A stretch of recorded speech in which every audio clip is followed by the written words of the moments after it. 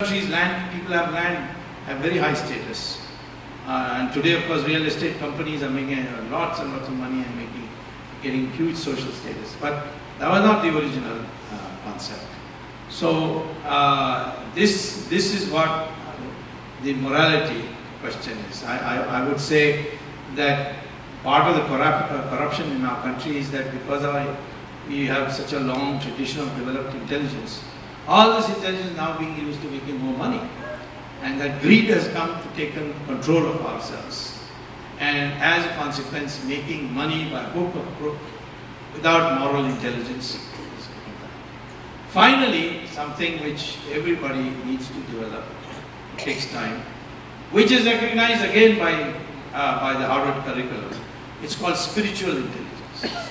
If you go to Google again, type all this, cognitive intelligence, spiritual intelligence, moral intelligence, social intelligence, you will get books on this.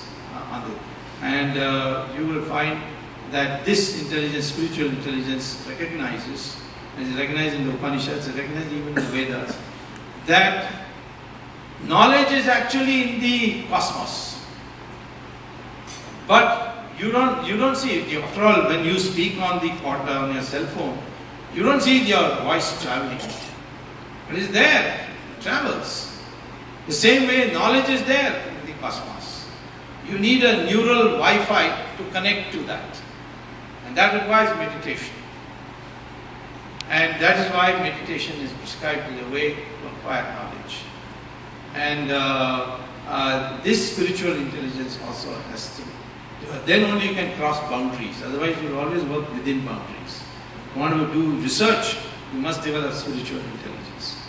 This is all in part of our Hindu religion. And this is what we need. We need to reorient ourselves. Let me tell you, before, if we don't reorient ourselves, the Americans are going to reorient themselves. They will become Hindus and we will not be Hindus. Because I find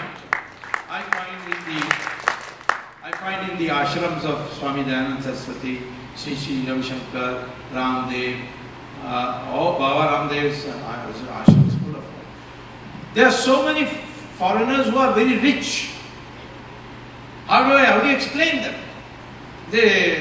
When Puttaparthi Sai Baba, I remember once he reciting an anecdote. He said that one American woman came and said, "I want peace, Swamiji, please tell me, I want peace." So he said, "You want peace? Then first get rid of I, then get rid of want. What you will be left is peace."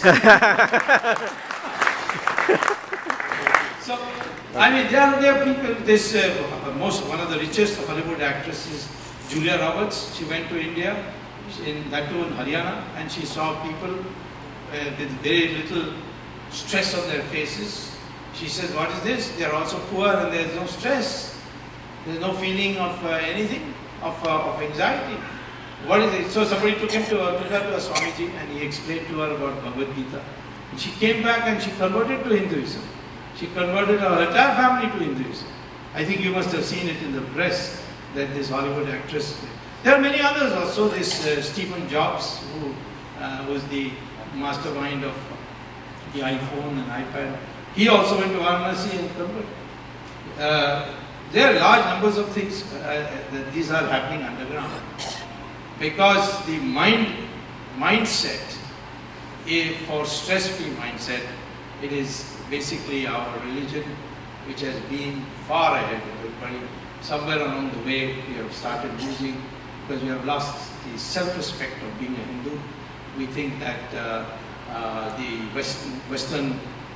Westerners and their mores are what is suitable for making progress, and making material progress has become the ultimate in our life.